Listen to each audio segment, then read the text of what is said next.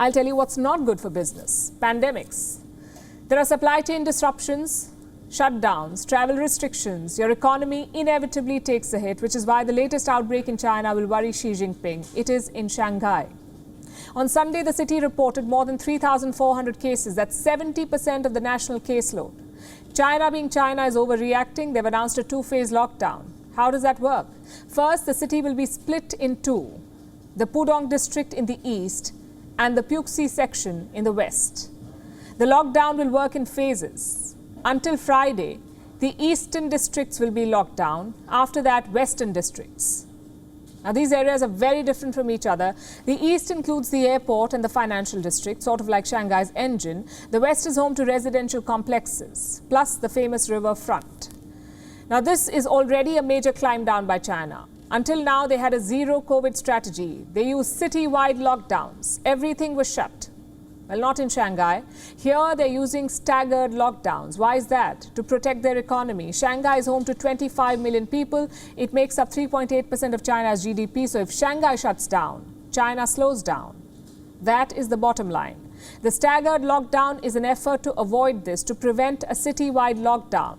But it's not a foolproof idea. Even now, China's GDP is expected to shrink by 0.4%, and that's the issue with lockdowns. Full, partial, alternate, staggered, it doesn't matter. Any sort of lockdown will hurt your economy. Plus the logistics. How do you split a city like Shanghai in two? Apparently using a river. If you live on the east bank, you are under lockdown. If you live on the west, you're not.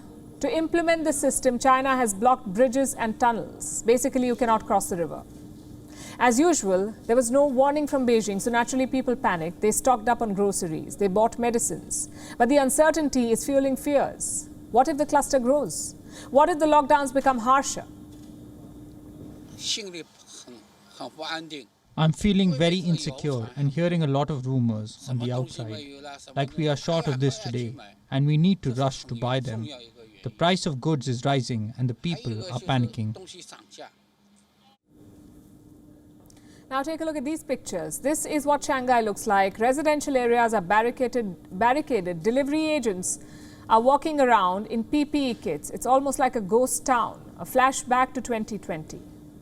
And this lockdown could also hurt the global economy. Like I said, Shanghai is an economic powerhouse, the second richest city in China. It is also well integrated into the foreign markets. More than 61,000 enterprises in Shanghai are backed by foreign firms. 61,000.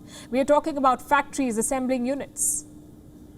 All of them will be affected. Factories and assembling units and other enterprises. Take Tesla, for instance. Their factory in Shanghai has been shut for 4 days. This means more delays, more disruptions, and possibly higher costs. Shanghai is also home to the largest port in the world. But so far, China has decided to not shut it down. So clearly, zero COVID has a limit, and that limit is the Chinese economy.